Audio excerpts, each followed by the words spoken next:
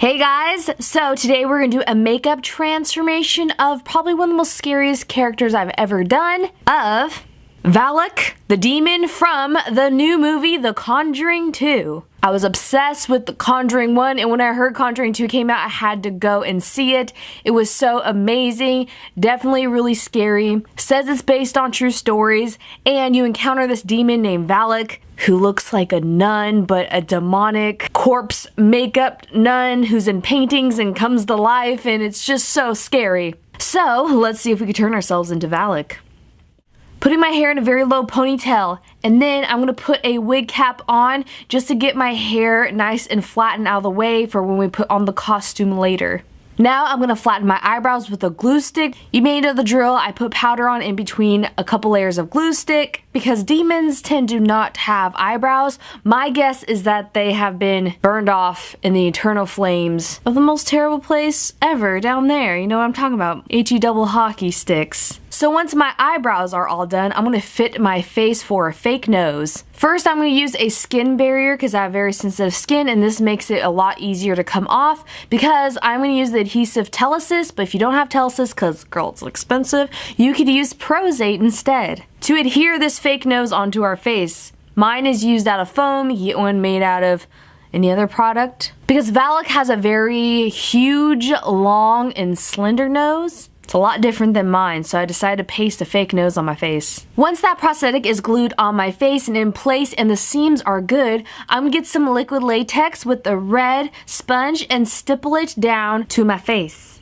Meaning I'm making sure the edges blend nicely into my real skin. You may want to dry it with a hair dryer and powder it down. Before I stipple down another layer of adhesive called Prozade, I want this layer to have a barrier in between the foam prosthetic and the makeup I'm going to put on so it seals the nose nice and the makeup will stick to it better. If you want, you could do not one but two layers of Prozade on your nose.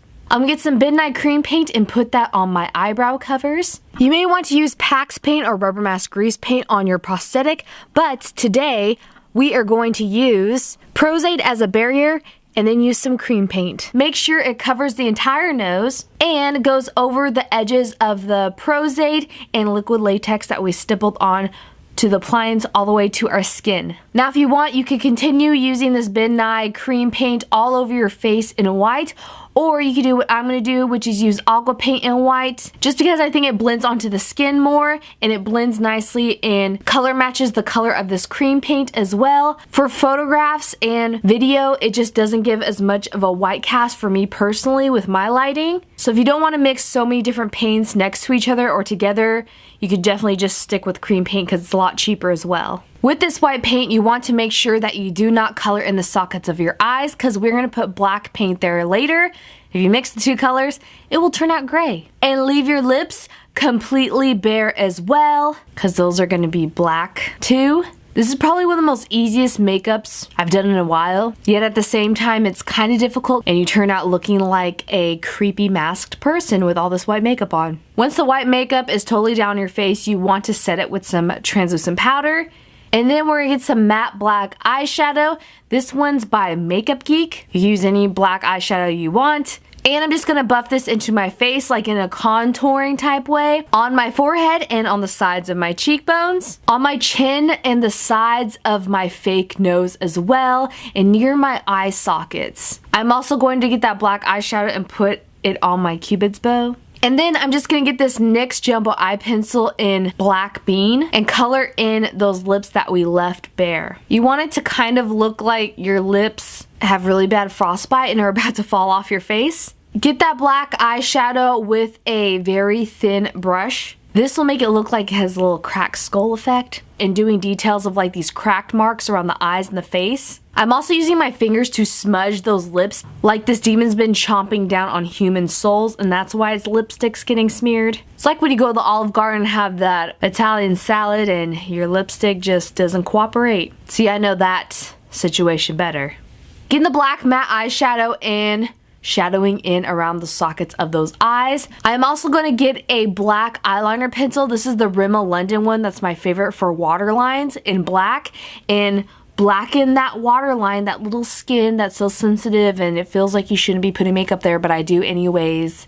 And most women seem to love to do this to make a cat eye or a smoky eye. But we're gonna do an intense smoky eye because we're getting the NYX Jumbo Eye Pencil again and blackening in that area of the eye where we didn't put the white makeup. You may want to leave your eyelids blank and not do this completely black like I'm doing if you want to paint on yellow eyes, but I'm gonna do a little trick with some contacts later. You want it to look like this demon's been punched in the eyes really hard and it just got so bruised it's completely black. You really want to study the Valak picture from the movie. There isn't that really many detailed pictures of this demon. From the Conjuring 2, you don't see this demon that much in the movie. You see the painting of it, but not the actual demon, like up close details of it. So girls, sometimes you just have to wing it and have fun. And then I'm just getting some matte black eyeshadow again and setting the black makeup that we did on those eye sockets and doing more blending details all over the face. What's great about this makeup is you can make it look as messy as you want because Valak doesn't have any distinct features. It's literally blobs of black on the eyes and the mouth on top of white makeup.